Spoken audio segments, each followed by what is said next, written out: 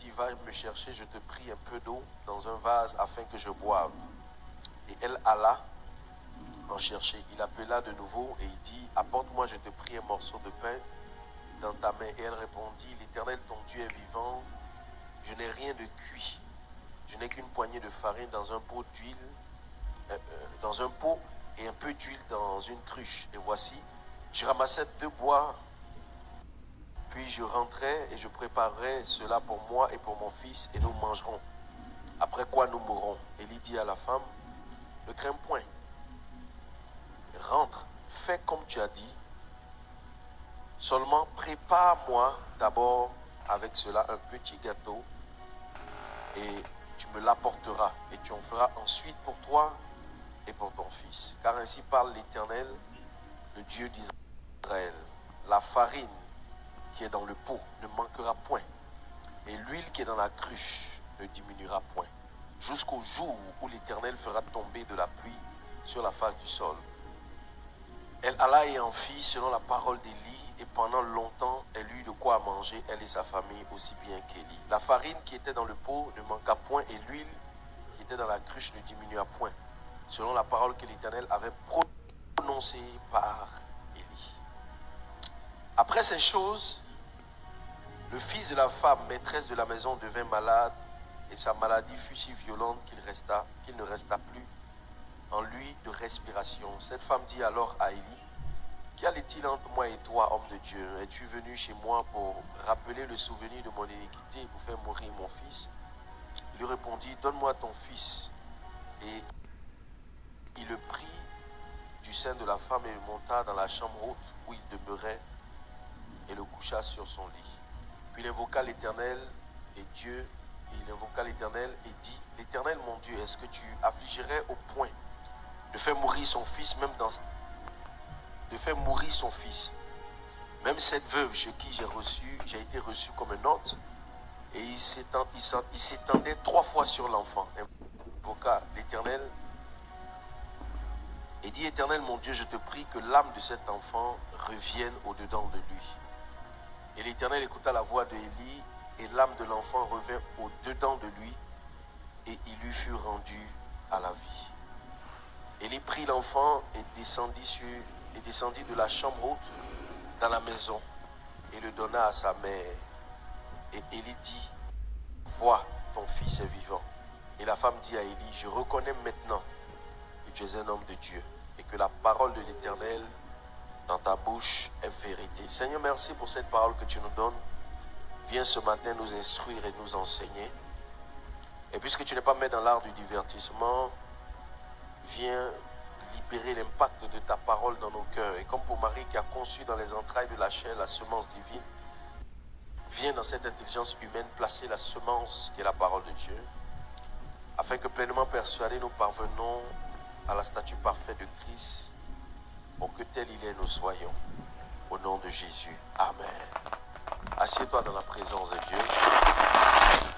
J'aimerais qu'on acclame la parole de Dieu encore.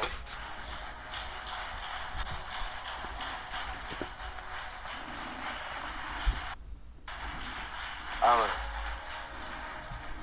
Regarde ton voisin, dis-lui, va à Sarepta. Regarde un autre voisin, dis-lui, va à Sarepta. Va à Sarepta. Regarde un autre voisin, dis-lui, va à Sarepta. Va à Sarepta. Amen. Amen. Ici, Sarepta est une ville qui est en Sidon, donc qui est hors d'Israël. Alors, le Seigneur va demander à Élie, qui venait d'arrêter le ciel ou fermer le ciel, de quitter le torrent de Kérit et d'arriver à Sarepta. Il faut déjà préciser que Élie avance là, va prier et va fermer le ciel. Et quand il ferme le ciel, Dieu montre à Élie le lieu où il devait partir pour avoir de la nourriture. Dieu lui dit, va au torrent de Kérit. Alors Élie va au torrent, et quand il arrive au torrent, ce sont des corbeaux qui lui envoient la nourriture. Et Dieu fait en sorte que Élie, chaque fois, reçoit la nourriture des corbeaux. De la nourriture, du pain et de la viande. Au bout d'un certain temps, il buvait l'eau du torrent. Au bout d'un certain temps, l'eau du torrent va s'assécher parce qu'il n'y avait plus de pluie. Donc le torrent s'arrête. Immédiatement, la voix de l'Éternel s'adresse à Élie et lui dit, va à Sarepta, j'ai ordonné à une veuve de te nourrir là-bas. Alors Élie doit se lever, aller à Sarepta pour pouvoir avoir de la nourriture. Il faut donc préciser que chaque fois que Élie a eu un besoin, Dieu l'a orienté dans la circonstance qui convenait à lui donner ce qu'il recherchait. Tout simplement pour traduire que chaque fois qu'un chrétien a besoin de quelque chose, Dieu ne l'envoie pas immédiatement. Dieu conduit le chrétien dans l'environnement où il pourrait avoir cette chose. Ce qui donc sous-entend que chaque fois que tu pries pour une chose et tu demandes à Dieu d'intervenir ou de faire une chose pour toi, en même temps que tu lui demandes de faire une chose pour toi, demande à Dieu de t'orienter vers le chemin qui te permettra d'avoir accès à ce que tu recherches. C'est ainsi que Psaume 23 dit, l'Éternel est mon berger, je ne manquerai de rien. Cette version, cette partie, c'est la partie que tout le monde aime. On dit pourvoir mes besoins. Mais le verset suivant nous montre la manière par laquelle Dieu est le berger. Il dit, il me dirige, il me conduit. Chaque fois que Dieu doit pourvoir aux besoins d'une brebis, il conduit la brebis là où se trouve la provision. Et je prie pour toi, chaque fois que tu auras un besoin, que Dieu te conduise là où tu auras la provision au nom de Jésus. Actuellement, tu es en train de prier pour quelque chose et tu désires que Dieu t'accorde la grâce d'obtenir cette chose. Ça peut être l'argent, le travail ou une affaire. Cette chose-là ne viendra pas directement à toi. Pour que tu puisses l'avoir, il faut que Dieu te conduise dans un lieu, dans un environnement où te montre le chemin pour avoir cette chose. Et je prie au nom de Jésus que le Seigneur, par cette parole prophétique, te conduise dans l'environnement qui te donnera ce que tu recherches au nom de Jésus. Amen. Donne-moi un amen bien. Amen. Alors Dieu dit à Élie, si tu veux manger du pain et tu veux manger de la viande, va au torrent. Si tu veux manger du gâteau, va à Sarepta.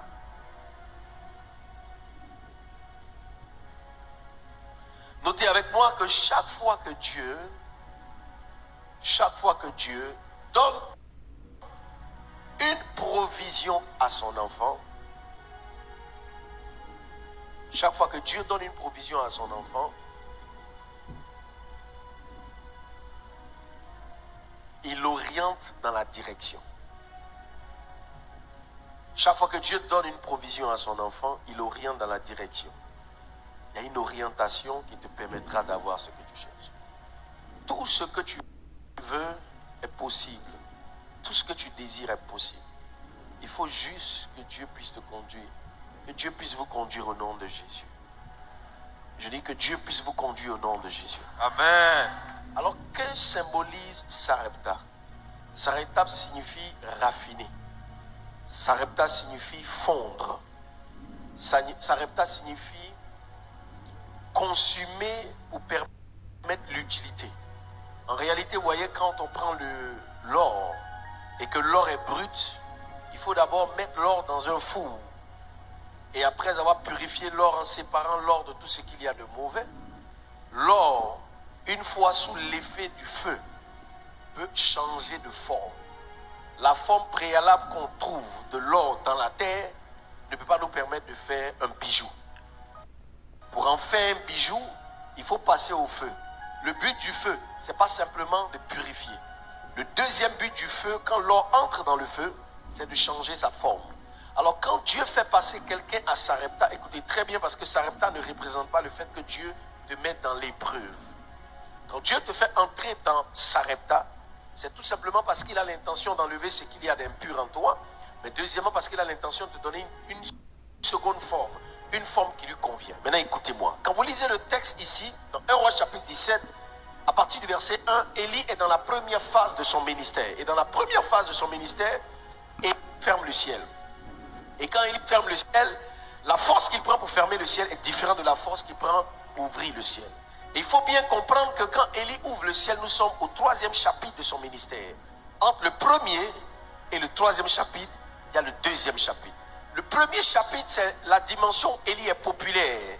Élie est vu, Élie est connu, Élie est su, on parle de lui, il est rentré dans un palais, le grand prophète, il a donné une instruction au roi, il a dit au roi, parce que tu n'as pas été obéissant, je ferme le ciel aujourd'hui, la pluie ne tombera pas. Ce type de ministère, cette dimension de Dieu est la dimension spectaculaire. La dimension où Dieu rend visible son serviteur. La dimension où Dieu prend son serviteur du néant pour le révéler aux nations. Parce qu'avant Héroïs chapitre 17, on ne connaît pas Élie. Élie n'a pas fait l'école des prophètes. Élie n'est pas un fils de prophète. Élie n'a pas un parent sacrificateur. Élie vient d'une famille tishbétaine. C'est-à-dire, on dit Tishbé. Il dit Élie le Tishbite, l'un des habitants de Galade.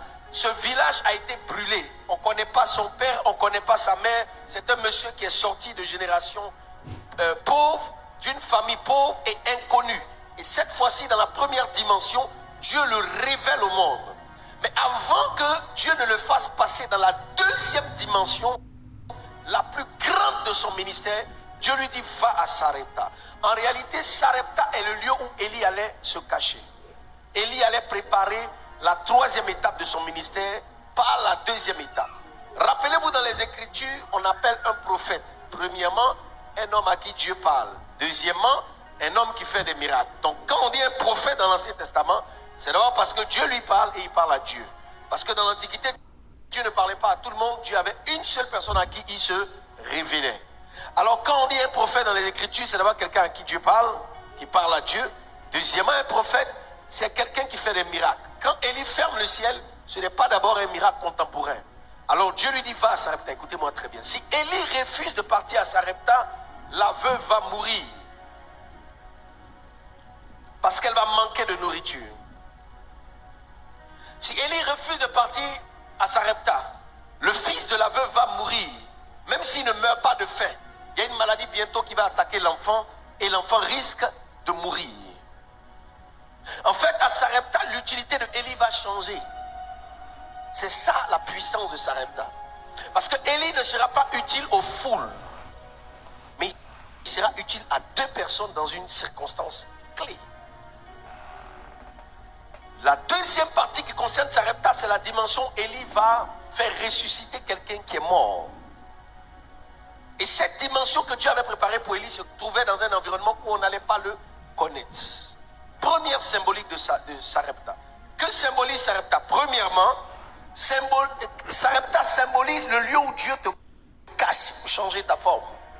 Laissez-moi vous dire qu'il y a une période de votre vie où Dieu doit vous cacher. Et même si Dieu ne vous cache pas, vous-même vous devez vous cacher. Je ne suis pas en train de parler du fait de ne pas expliquer ce qui se passe dans ta vie. Je suis en train de parler du fait de cacher ce que tu es pour tout le monde. Il y a une dimension de Dieu, tu ne pourras pas entrer si tu ne te caches pas. Cette dimension visible et populaire où tout le monde sait ce que tu fais, tout le monde sait ce que tu penses, tout le monde sait ce que tu dis, tout le monde sait ce que tu prépares, tout le monde sait ce que tu es en train de planifier par rapport à une nouvelle année ou par rapport à quoi que ce soit. Cette dimension-là ne marche pas avec Dieu. Chaque fois que Dieu doit t'emmener à la dimension supérieure de ta vie, il va falloir que tu te caches. Regarde ton voisin, dis-lui, apprends à te cacher. Dis-lui encore, apprends à te cacher. Apprends à te cacher. Dis à un autre voisin, apprends à te cacher. Apprends à te cacher. On ne peut pas combattre ce qu'on ne connaît pas. Amen. On ne peut pas attaquer ce qu'on ne voit pas. Amen.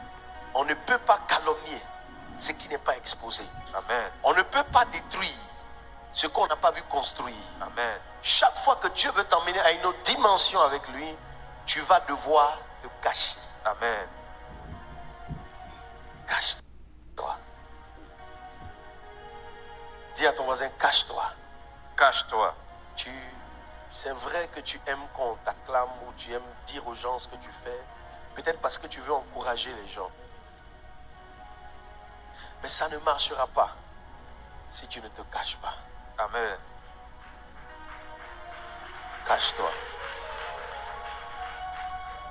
Cache-toi. Je reprends. Le sens de cacher, ce n'est pas le sens de ne pas dire ce que tu fais.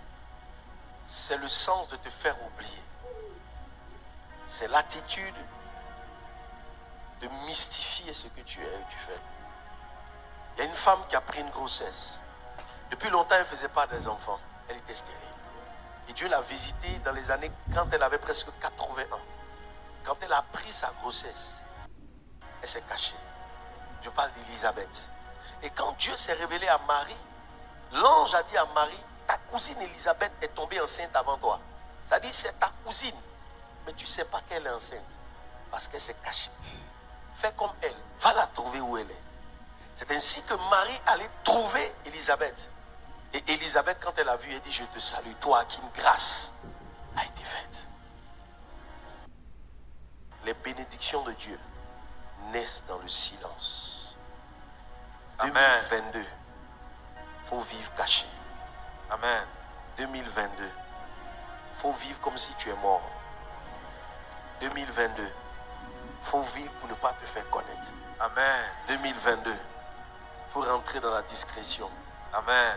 2022, vis en sorte que personne ne sache où tu es en train de partir. Amen. 2022, cache ce que Dieu te donne. Amen. Cache ce que la vie te donne. Amen. Cache ce que tu es en train de préparer. Amen. Cache là où tu es en train de partir. Amen. Élie ne serait pas devenu le Élie qui ferme le ciel, qui ouvre le ciel. Il ne sera pas le Élie qui emmène la pluie. Il ne sera pas le Élie qui ressuscite des gens qui sont morts. Il ne sera pas le Élie qui fait mourir Jézabel.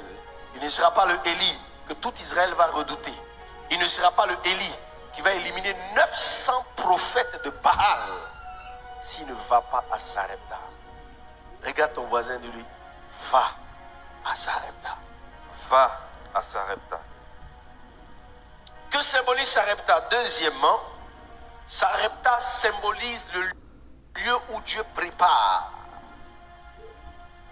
Lieu où Dieu prépare. Élie a éliminé 900 prophètes de Baal.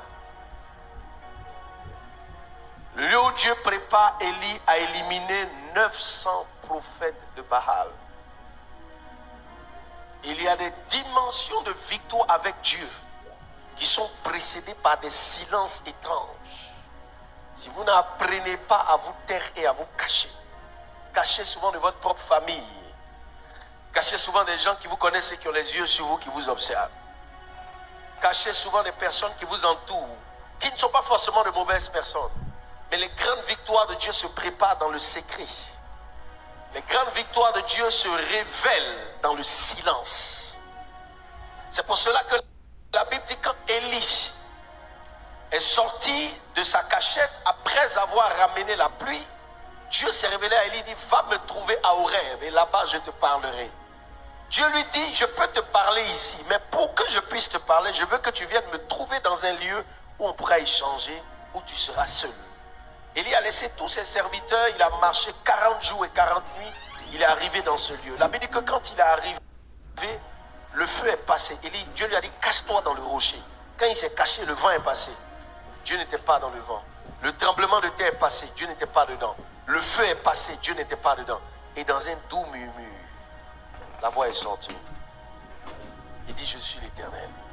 Il dit pourquoi tu m'as appelé ici? Il dit je t'ai appelé pour te révéler le successeur d'Israël. Mais Dieu lui dit, avant que je vienne, le vent va passer. Si tu ne te caches pas, le vent va te balayer. Avant que je vienne, le tremblement va venir. Si tu ne te caches pas, le tremblement va te renverser. Avant que je ne vienne, le feu va passer. Si tu ne te caches pas, le feu va te consumer. C'est pour cela la plupart du temps, quand Dieu prévoit des choses pour nous, on n'arrive pas à rentrer dedans. Parce que quand Dieu nous appelle, avant de se révéler, on doit se cacher. Et au lieu de se cacher, on s'expose. Et quand on s'expose, il y a des épreuves qui se soumettent à nous et ça réussit à détruire certaines choses. C'est comme la promesse de Dieu avant qu'elle ne s'accomplisse, 3 phénomènes vont se produire. Le vent, c'est le symbole du changement. Lorsque vous êtes caché, le changement n'a pas beaucoup d'influence sur vous. Le tremblement de terre, c'est l'épreuve. Lorsque vous restez caché, il y a des épreuves que vous évitez. Si tu combats un adversaire qui sait ce que tu dois faire, logiquement il saura comment détruire ce que tu es en train de planifier. Mais si tu combats un adversaire qui ignore ce que tu es en train de faire, comment il va attaquer cette chose qu'il ne connaît pas? Comment?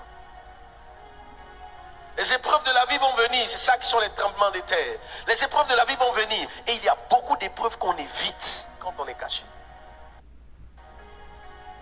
Regarde ton voisin, dis-lui, apprends à vivre caché. Apprends à vivre caché. Et la Bible dit la troisième chose qui est passée, c'est le feu. Le feu, c'est la puissance de l'homme. C'est l'œuvre du mal, la puissance des ténèbres, l'influence satanique, la méchanceté de l'homme. Il y a beaucoup de choses que tu vas éviter si tu sais te cacher. Cache-toi. Ne te cache pas simplement en te faisant oublier. Cache-toi dans la présence de Dieu. Troisième symbolique de Sarepta. Sarepta symbolise le lieu. Sarepta symbolise le lieu de l'oubli. Pour rentrer dans certaines dimensions avec Dieu, il faut apprendre à se faire oublier. Amen. Il faut apprendre à te faire oublier. Les gens te fatiguent au village, on te combat. Il faut te faire oublier. Tu sais, il y a des combats qui persistent dans ta vie. Parce que les gens te voient toujours. Oui. Il y a des attaques qui persistent dans ta maison, dans tes rêves et tout ça. Parce que les gens sont informés de toi. Rentre dans les oubliettes. Cache-toi. Dis à ton voisin, cache-toi avec Dieu. Cache-toi avec Dieu. Sarepta symbolise le temps de la patience avant la réponse. Le temps de la patience avant la réponse. Le temps de la patience avant la réponse. Avant que Dieu ne te réponde, tu vas devoir patienter un peu. Avant que tu n'obtiennes ce que tu cherches, tu vas devoir patienter un peu. Lorsque tu vas fermer le ciel, la pluie ne va pas revenir immédiatement le lendemain. En attendant que la pluie se prépare à venir, cache-toi. En attendant que tu aies des solutions à ce que tu cherches, cache-toi. En attendant que tu puisses résoudre certains problèmes, cache-toi. En attendant que tu obtiennes ce que tu désires, cache-toi. En attendant qu'il y ait du succès dans ce que tu es en train de faire, cache-toi. En attendant que tu atteignes la dimension que tu désires, cache-toi. Regarde ton voisin, dis-lui, apprends à te cacher. Apprends à te cacher. Dis-lui encore, apprends à te cacher. Apprends à te cacher. Alors Dieu dit à Élie, va. Dis avec moi, va. Va. Dis encore avec moi, va. Va. La dimension du va, notez avec moi la dimension du va. La dimension du va, quand Dieu dit à Élie, va, Dieu est en train de dire à Élie que ta solution ne se trouve pas dans l'environnement dans lequel tu te trouves. Quand Dieu lui dit va, ça veut dire que ce que tu recherches comme provision ne se trouve pas au torrent de Kérit. Ta provision se trouve à Sarepta. Chaque fois que Dieu doit vous donner quelque chose de nouveau, vous devez vous connecter à la dimension du va. La dimension du va, c'est la dimension du mouvement. Le mouvement crée l'avancement. La dimension du va, c'est la dimension de l'initiative.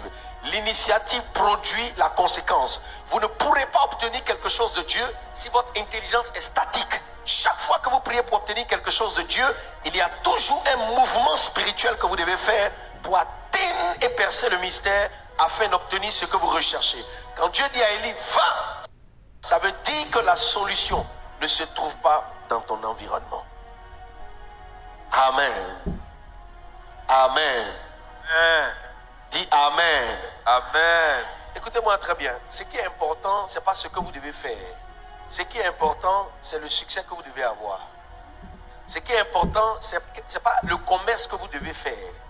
Ce qui est important, c'est la réussite de votre destinée qui compte. Amen.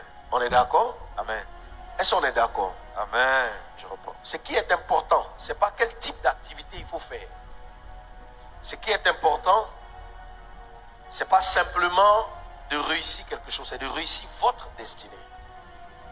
Si la réussite de votre destinée est la priorité, la réussite de votre destinée peut passer par plusieurs chemins.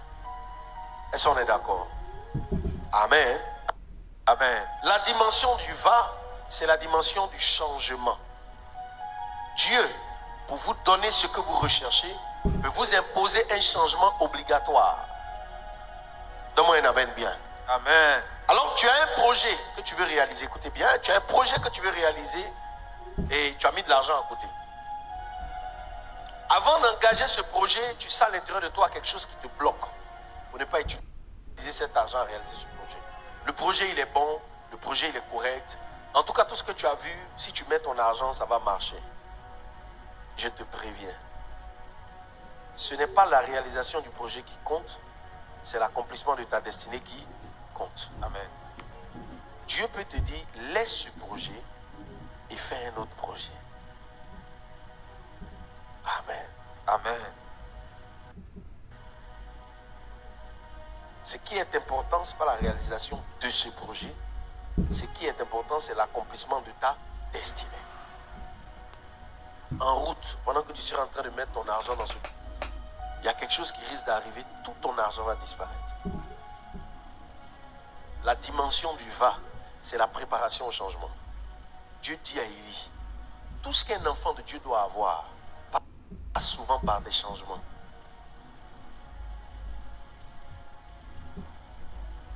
Donne-moi un amen bien. Amen. Ça peut être changer ce que tu fais. Ça peut être changer de collaborateur. Mais tout ce que tu vas obtenir de nouveau passera par un changement. Est-ce que quelqu'un me comprend? Il dit amen. Amen. Troisième chose, la dimension du va.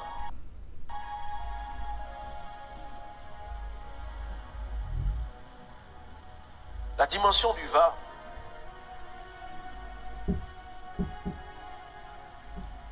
C'est la dimension de rester dans le confort et perdre, ou rentrer dans l'inconfort et gagner. Rester dans le confort et perdre, entrer dans l'inconfortable et gagner. Qu'est-ce que tu choisis? Rester dans le confort et tu perds, entrer dans ce qui est inconfortable et tu gagnes. Si tu restes au torrent, tu es confortable parce que tu as l'habitude de rester au torrent.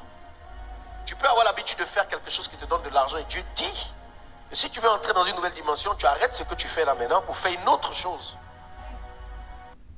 Tu choisis.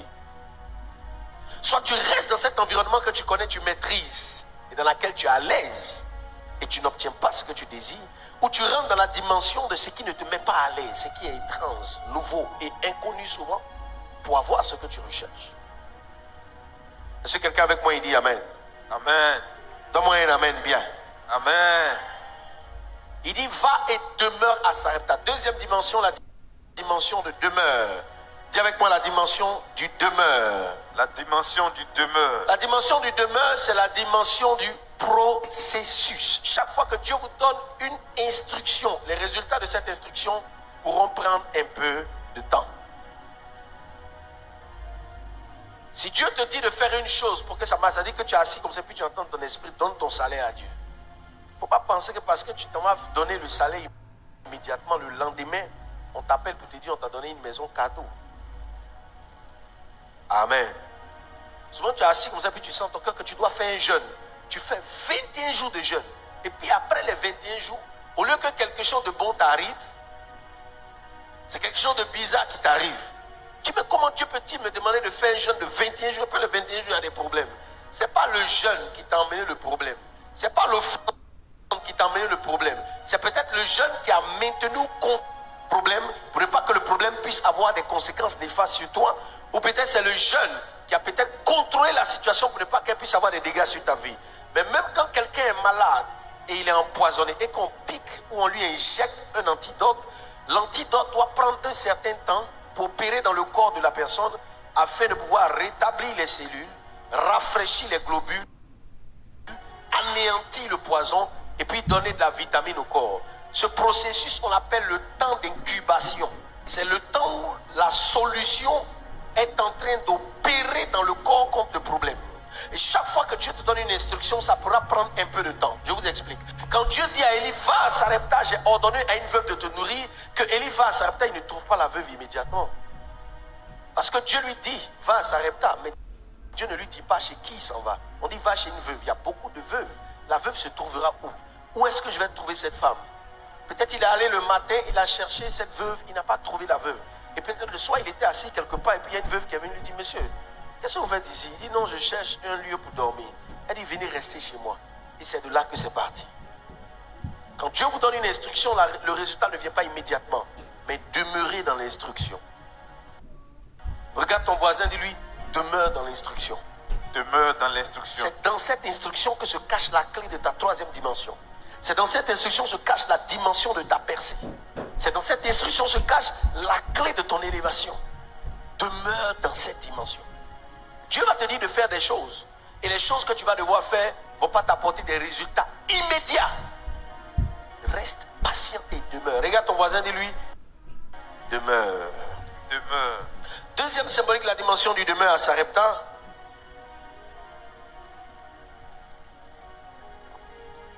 Toute instruction de Dieu a besoin de conviction pour s'accomplir. Toute instruction de Dieu a besoin de conviction pour se réaliser. Si Dieu vous donne une instruction, soyez convaincus quand vous la pratiquez. Quand Dieu te dit de faire quelque chose, il faut la faire avec conviction. Tu as eu le désir de te lever les nuits pour prier, fais-le avec conviction. Tu as eu à cœur de faire quelque chose pour l'œuvre de Dieu, pour l'homme de Dieu, pour quoi que ce soit, fais-le avec conviction. Tu as eu l'instruction ou l'information dans ton cœur de faire quelque chose pour Dieu ou pour son service ou spirituellement, tu as eu le désir de faire. Reste convaincu en pratiquant ça. Est-ce que quelqu'un avec moi il dit Amen? La dimension du demeure.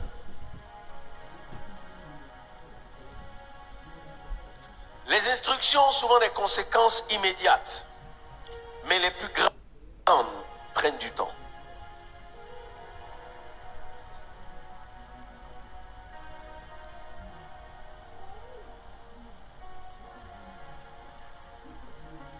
Amen. Troisième dimension. La dimension, j'ai ordonné. Dis avec moi, la dimension, j'ai ordonné. La dimension, j'ai ordonné. Il dit, j'ai ordonné à une veuve de te nourrir. Écoute-moi bien. Si tu es capable d'obéir à Dieu,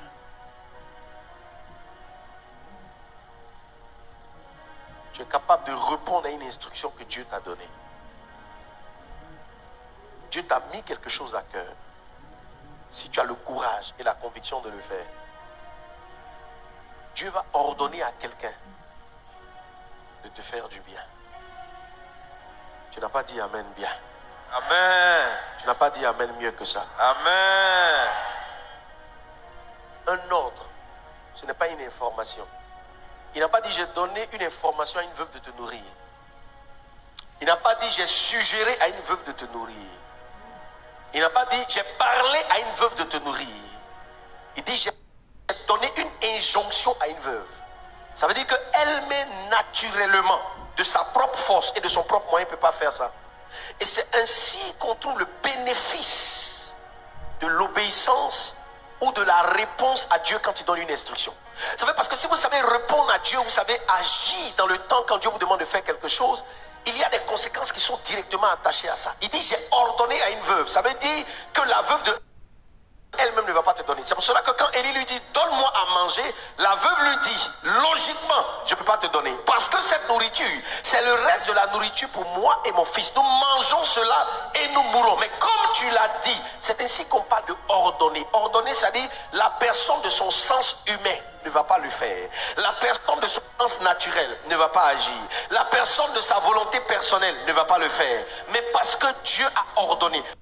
C'est pour cela qu'il est important de rester sous la couverture des instructions de Dieu. Parce que pendant que tu es en train de demeurer à obéir à Dieu, peut-être dans la prière, peut-être dans le jeûne, peut-être dans les sacrifices, peut-être dans le service de Dieu, peut-être dans les dons des offrandes, des dîmes, pendant que tu es couvert sous cette direction divine, il y a des informations que Dieu est en train de forcer quelqu'un à accomplir dans ta vie. Il dit, j'ai ordonné à cette veuve de te nourrir. Même la nourriture là ne suffit pas pour elle-même, mais elle va enlever aussi pour te donner. Et je veux prier pour quelqu'un ici ce matin, que Dieu ordonne à une personne de te faire du bien au nom de Jésus. Donne-moi un amen bien. Amen. En réalité, le sens de l'ordonnance ou de l'ordre que Dieu donne à cette femme est quelque chose de très profond et de très important. Souvent, quand tu vas demander à quelqu'un un service, tu sens que la personne comprend ton besoin, mais la personne n'est pas prête à répondre. Donne-moi un amen bien. Amen. Tu as un dossier au milieu de plusieurs personnes qui ont des dossiers. Il n'y a rien qui garantit que c'est ton dossier qu'ils vont choisir. En fait, ce que je suis en train d'essayer de te dire, c'est qu'il y a des situations, si Dieu n'a pas ordonné à quelqu'un, tu ne pourras pas avoir de solution. Donne-moi un amen bien. Amen. Mais il y a beaucoup de gens dans le service. Qu'est-ce qui fait que toi, on va te donner une promotion? Si Dieu n'a pas ordonné au patron, tu n'auras pas de solution. Il y a beaucoup de gens qui ont fait des demandes. Si Dieu n'a pas ordonné à la personne qui est chargée des demandes, tu n'auras pas de réponse. Il y a beaucoup de personnes qui ont fait des propositions pour avoir des résultats. Si Dieu n'a pas ordonné, tu n'auras pas de résultats. Il y a beaucoup de gens qui sont en train de se battre pour avoir des résultats. Si Dieu n'a pas ordonné, tu ne pourras pas avoir de résultats. Il faut à un certain moment de la vie d'un homme, pour qu'il puisse avancer, percer, exceller et prospérer, il faut que Dieu puisse donner une instruction et ordonner aux circonstances, ordonner au temps, ordonner aux hommes de pouvoir répondre comme il faut pour que tu aies des résultats. Parce que si Dieu n'a pas donné des ordres à cette femme à Sarepta, Élie ne va pas manger. La nourriture d'Élie représente le besoin qu'un homme peut avoir. Et écoute-moi très bien, dans tous les besoins des hommes, à un certain niveau, pour avoir des résultats, il faut que Dieu parle. Il faut que Dieu ordonne. Il faut que Dieu dise quelque chose. C'est pour ça que le monsieur a compris. Il a dit, le fait n'est pas que Dieu se déplace ou Jésus rentre dans ma maison, mais dis seulement une parole. Il faut un moment que Dieu puisse ordonner quelque chose pour que tu puisses avoir ce que tu recherches. C'est ainsi que Pierre a dit, de ma volonté personnelle, je ne veux pas partir, mais sur ta parole, je vais aller jeter le filet. C'est ainsi que je suis en train de dire qu'il faut à un certain moment de la vie d'un chrétien que Dieu puisse ordonner une parole pour qu'il puisse avoir des résultats dans la vie d'un enfant de Dieu. Et je veux prier, prophétiser pour toi ce matin, que Dieu donne un ordre aux circonstances dans lesquelles tu te trouves au nom de Jésus. Amen. Que Dieu donne l'ordre aux circonstances dans lesquelles tu te places au nom de Jésus. Amen. Que Dieu donne l'ordre aux personnes qui peuvent être des bienfaiteurs dans ta vie au nom de Jésus. Que Dieu donne un ordre à ton patron au nom de Jésus. Amen. Que Dieu donne un ordre aux circonstances dans lesquelles tu es placé au nom de Jésus. Amen. Que Dieu donne un ordre au vent en ta faveur au nom de Jésus. Amen. Que Dieu parle à ceux qui sont établis autour de toi en ta faveur au nom de Jésus. Amen. Pendant que tu es en train de dire Amen, Dieu est en train de donner un ordre à quelqu'un. Amen. Je dis Dieu est en train de donner un ordre à quelqu'un. Amen. Je dis Dieu est en train de donner un ordre à quelqu'un. Amen. Quelqu'un qui de sa propre volonté ne peut pas t'aider viendra à ton aide parce que Dieu a ordonné. Amen. Quelqu'un qui de sa propre volonté n'est pas sur le point de te faire du bien, Dieu va lui ordonner à te faire du bien. Amen. Lève tes deux mains, dis Amen et reçois. Amen. Ça veut dire que de lui-même, il ne va pas laisser ce dossier. Ça veut dire que de lui-même, il ne va pas débloquer la situation. Ça veut dire que de lui-même, il ne va pas donner la promotion. Mais si l'ordre a été donné, regarde ton voisin, dis-lui, si l'ordre a été donné. Si l'ordre a été donné. Si l'ordre a été donné, il va s'exécuter. Et je prie, il y a quelqu'un qui doit s'exécuter pour toi. Amen. Dieu va faire quelqu'un s'exécuter pour toi. Amen. Avant la fin de cette année, il y a quelqu'un qui va s'exécuter en ta faveur. Amen. Il y a quelqu'un que Dieu va envoyer en ta faveur. Amen. Même Jésus a eu besoin à un moment que quelqu'un vienne à son aide. La Bible dit que pendant qu'il portait sa croix et qu'il avait des difficultés à monter sur Sarepta, la Bible dit qu'il y a un centenier qui a commandé à un homme. Il s'appelait Simon de Cyrène. Il dit Simon, viens et porte la croix de ton sauveur. Il fallait que quelqu'un ordonne à Simon de porter la croix de Jésus. Sinon Simon n'allait pas venir. Or Jésus avait besoin que quelqu'un l'aide, mais il n'avait personne pour l'aider. Et tu vas arriver à une dimension de ta vie où tu n'auras personne pour t'aider. Si Dieu n'a pas ordonné à quelqu'un de venir à ton aide, tu ne pourras pas monter sur la montagne. Il fallait quelqu'un pour aider le sauveur. Il fallait quelqu'un pour aider le maître. Et il a fallu l'ordre d'un serviteur, d'un chevalier, pour dire à ce monsieur, viens porter la croix, alors qu'il voyait la croix depuis longtemps. Alors qu'il pouvait venir aider le Seigneur, mais il n'a pas essayé de venir parce que l'ordre n'avait pas été donné. Je vais te parler à quelqu'un ici ce soir ou ce matin.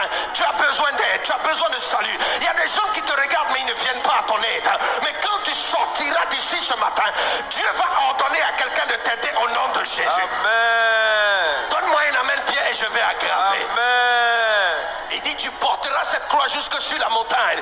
Et le monsieur a porté la croix. Ça veut dire que Jésus lui-même s'était débarrassé de son fardeau. Et c'est en cela que vous devez comprendre. Quand Dieu ordonne à quelqu'un de venir à votre aide, la personne vient prendre en charge votre responsabilité. Amen. Soulevez votre fardeau à votre place et venez à votre aide. Et pendant que je suis en train de prêcher ce matin, je suis aussi en train de prophétiser. Il y a un fardeau qui est sur ta tête, qui est plus lourd que toi. Dieu va ordonner à quelqu'un de venir porter ce fardeau à ta place au nom de Jésus. Amen. Il y a une aide dont tu as besoin pour sortir de cette situation. Tu as besoin d'un financement. Tu as besoin d'un déblocage. Tu as besoin d'une libération. Ce matin, Dieu envoie un ange à qui il ordonne de venir à ton aide au nom de Jésus. Amen. Lève tes deux mains, dis Amen et reçois l'aide de l'ordre de Dieu. À un certain moment de la vie, si Dieu n'a pas ordonné à quelqu'un, la bénédiction ne te touchera pas. À un certain moment de ta vie spirituelle, si Dieu n'a pas parlé à quelqu'un pour toi, personne ne viendra t'aider. C'est ainsi qu'on a besoin d'entendre cet ordre. Et ce matin, nous sommes en décembre et nous sommes en train de terminer l'année 2021. Je vais prier pour quelqu'un ici ce matin. En entrant en 2022, Dieu va ordonner aux circonstances. Yes. Dieu va ordonner à tes responsables. Amen. Dieu va ordonner à tes patrons. Amen. Dieu va ordonner à la saison. Amen. Dieu va ordonner à l'année. Amen. Dieu va même ordonner à l'argent. Amen. Dieu va ordonner aux circonstances. Amen. Donne-moi une amène bien et reçois cette grâce. Amen. Il dit, j'ai ordonné à une veuve de te nourrir. Amen. Je veux te nourrir, mais j'ordonne à quelqu'un de le faire à ma place. Amen. Je veux te nourrir. C'est ainsi que vous voyez Dieu comment il est au soin de son enfant. Amen. Même en matière de nourriture, il est prêt à parler à quelqu'un. C'est pour ça que souvent tu n'as plus rien dans ta main. Et puis quelqu'un t'appelle, il dit, Dieu m'a mis à cœur de te donner. Souvent tu es bloqué dans une situation.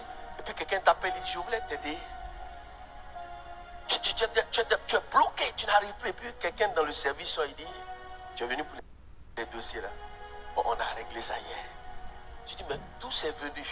Des prières que tu n'as pas priées. Mais Dieu a déjà exaucé parce que c'était des intentions dans ton cœur. Vous savez, c'est quand Dieu marche avec quelqu'un, c'est pour cela qu'il est important, comme je le dis, de toujours obéir à ce que Dieu met dans ton cœur. Quand Dieu te pousse à faire quelque chose, il faut faire. Ça met du temps, mais tu vas voir à la suite, la situation qui va s'enchaîner, c'est toujours quelque chose d'extraordinaire que Dieu fait. Amen. Il dit, il a vu le gars manquer de nourriture. Il dit, va dans un lieu. La nourriture, c'est pas simplement la nourriture c'est le besoin de l'homme.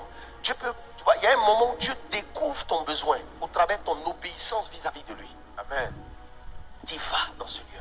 J'ai ordonné que Dieu donne un ordre à quelqu'un pour toi. Amen. Je dis que Dieu donne un ordre à quelqu'un pour toi. Amen. Et quand tu vas sortir d'ici, je prophétise que Dieu donne un ordre à quelqu'un pour toi au nom de Jésus. Amen. Que Dieu donne un ordre à quelqu'un pour toi au nom de Jésus. Amen. Donne-moi un amen bien. Amen. Je vous ai donné le témoignage d'un monsieur qui m'a aidé. Ce monsieur-là, c'est ce qui s'est passé, c'est qu'il dit, avec tous ses diplômes, avec toutes ses connaissances, il était chauffeur. Vous savez, parce que dans la vie d'un homme, il y a des gens qui ont des destinées et des combats qui sont tellement accentués. Mais quand tu regardes leur vie, toi, tu te dis, mais qu'est-ce qui se passe? Avec tous ses diplômes, il ne gagne pas du travail. Il est devenu chauffeur d'une autorité. On a prié pendant 2 ans presque. Il avait un dossier qu'il avait soumis à une société et les Américains sont venus à Abidjan. La société a accepté. Quand ils sont venus à Abidjan, ils ont signé les documents, les contrats et tout ça. Le gouvernement s'est saisi même du dossier parce que le dossier était trop lourd. Donc ils lui ont arraché. Mais en lui arrachant, ils lui ont ouvert une porte. Amen. Les Américains ont signé une collaboration avec lui, il est parti aux États-Unis. Il a encaissé 100 millions. Donne-moi un amen bien. Amen. Vous savez, moi, quand quelqu'un m'explique un miracle, tout ce qui m'intéresse, c'est comment ça s'est passé, quoi. Donc j'ai commencé à lui poser des questions. Et il m'a dit que quand les gens à Abidjan ici ont vu le dossier et ont vu que les Américains sont déplacés, les gens à Abidjan ici ont décidé de fermer la porte.